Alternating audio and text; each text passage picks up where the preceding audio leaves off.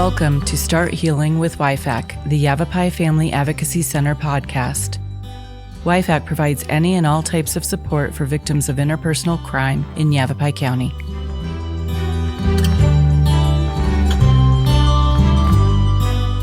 Good morning, this is Missy Sakura. I'm the director at the Yavapai Family Advocacy Center, and today I would like to talk about October, which is coming up and is nationally known as Domestic Violence Awareness Month.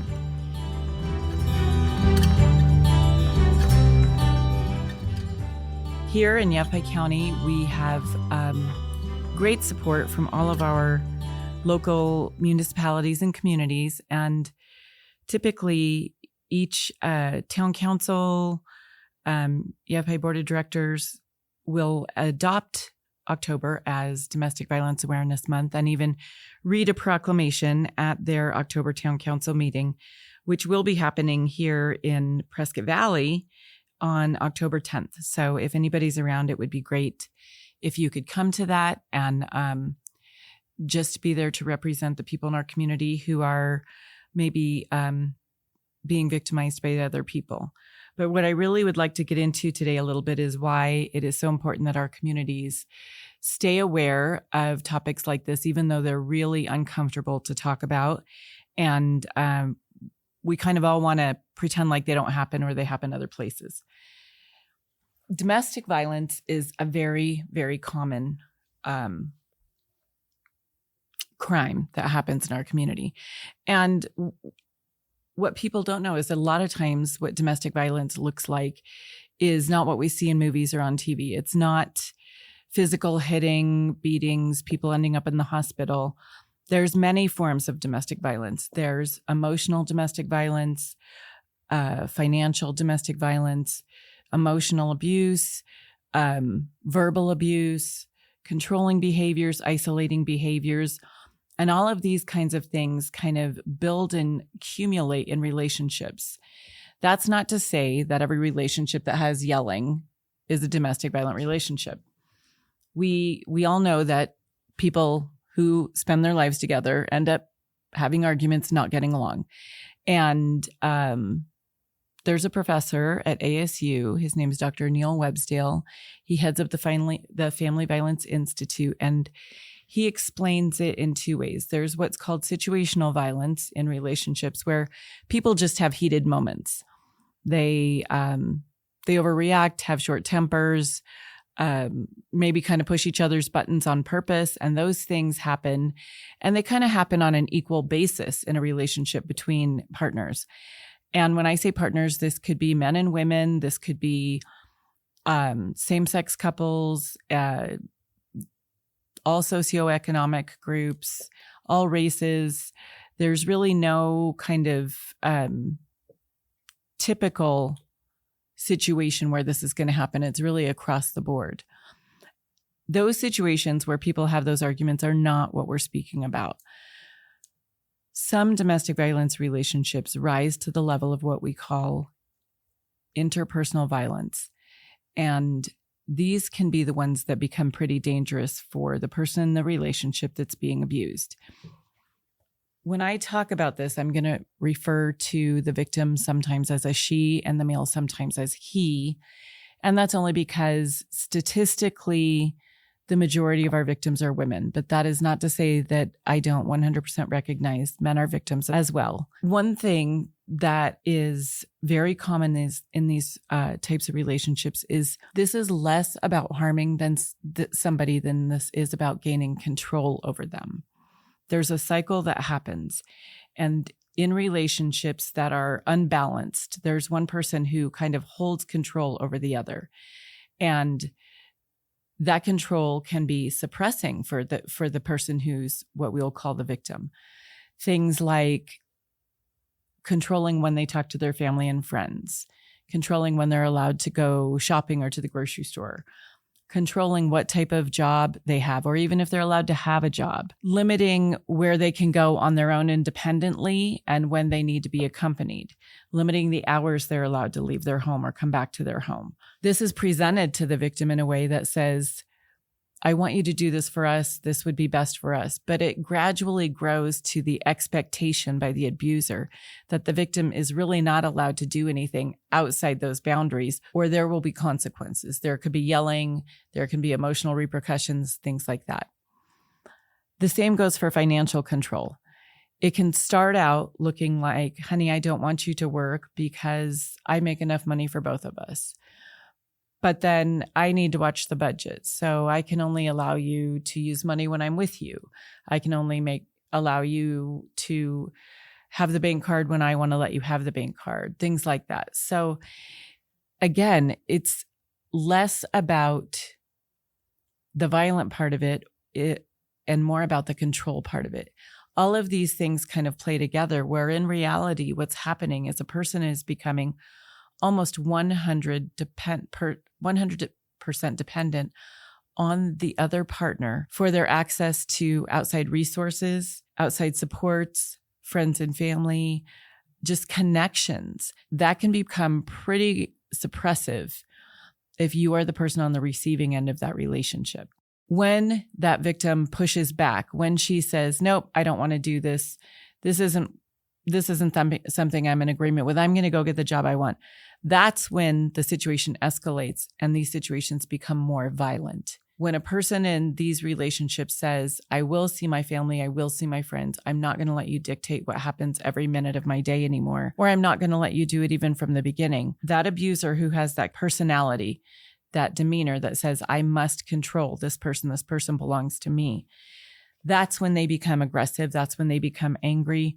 And that's when they become violent and hurt someone. During this same cycle that's going on, there's a lot of blaming and shaming of the victim. Literally every time something happens that pushes the abuser across the line and they stop and think, maybe I shouldn't have do that because I don't want to get in trouble for it, or I don't want her to tell anybody I did that. They're going to step back. They're going to apologize. They're going to be contrite. They're going to go back to being kind and nice. And all of these are ways to cover themselves so they don't get caught or in trouble.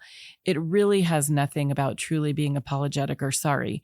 It's about making sure that they don't lose control. So there's this balancing game of being sweet and kind when they need to, and then going back to having their control and power when they want it. In these relationships, if children are involved in the home, there is a much, much stronger chance that these children are being exposed to child abuse than children in homes where domestic violence does not occur.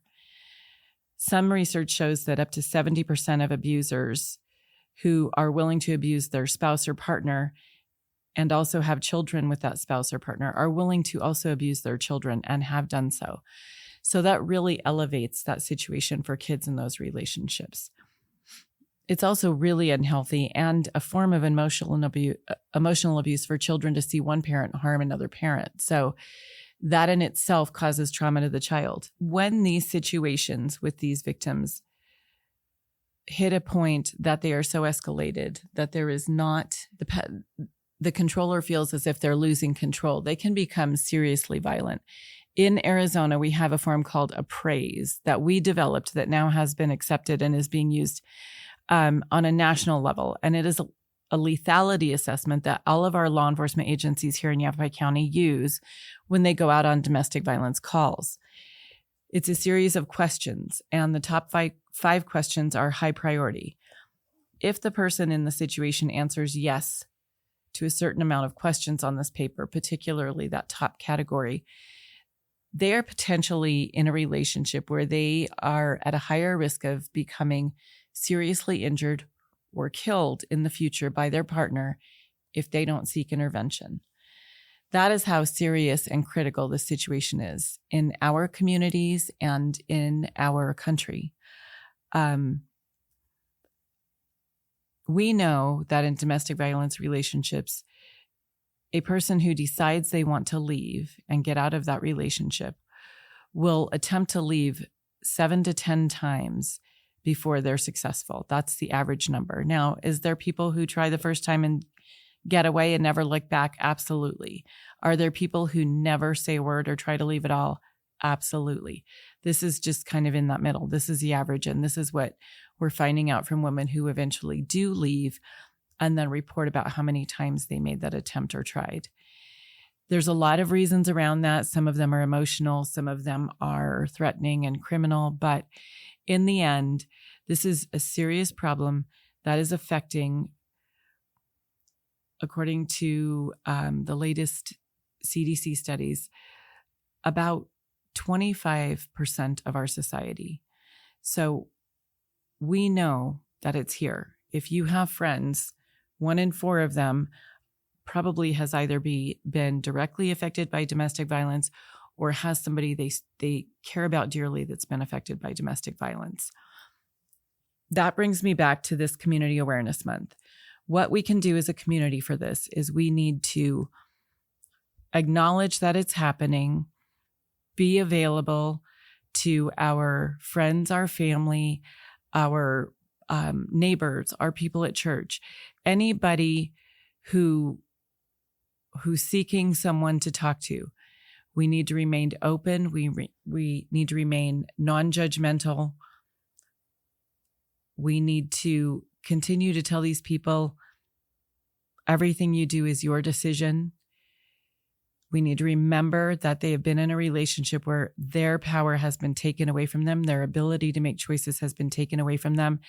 And if in our attempt to help them get out of the relationship, we're also making their choices for them and in a kind way trying to assert power over them and make decisions for them, we're not doing them any good. We need to empower them to make their own decisions, even if that means this isn't the right time to leave and they want to wait and do it in the future, or they want to give their relationship another attempt. Being there, having them know that you're there this time and that you'll still be there next time with no judgment, with no blame or shame is critical to helping people realize that there is help. The Yavapai Family Advocacy Center is our county's strongest support for victims of domestic violence. We partner with all of our community shelters. We partner with our county attorney's office and all 14 law enforcement agencies in our county to support victims of domestic violence. We run domestic violence, abuse and assault groups, support groups. We assist clients with getting orders of protection. We assist clients with going to court and filing divorce paperwork and custody paperwork. We assist them with criminal hearings where their abuser has been charged and now they need to go and be a witness and testify against them. We assist them with locating new housing, jobs, food assistance, anything that they might need to leave the violent relationship and to empower themselves and heal from the trauma. The Advocacy Center is there to help them with that. We also have an attorney that we will contract and pay for in our community that helps women leaving domestic violence relationships. And we also have 3 therapists that do trauma-informed therapy that are there for the victim of the crime and all of the children or anybody in that home that's been affected by the crime, as long as it's not the abuser. So please remember, October is Domestic Violence Awareness Month. Come to the Prescott Valley Town Council meeting on October 10th if you are available and you would like to support our cause.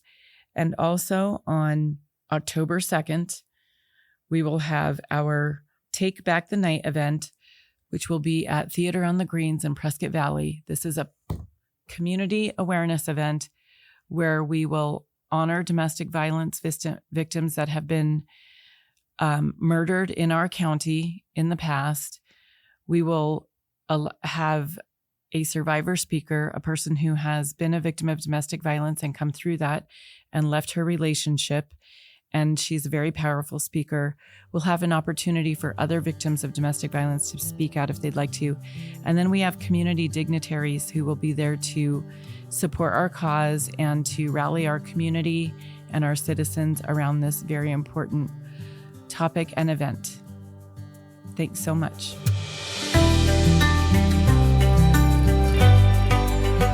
Thank you for tuning in to Start Healing with YFAC, the Yavapai Family Advocacy Center podcast. If you or someone you know needs assistance, please don't hesitate to contact us online at yfac.org or call us at 928-775-0669. Start Healing with YFAC is proud to be on Cast 11, Prescott's podcast network. Find us wherever you stream your podcasts.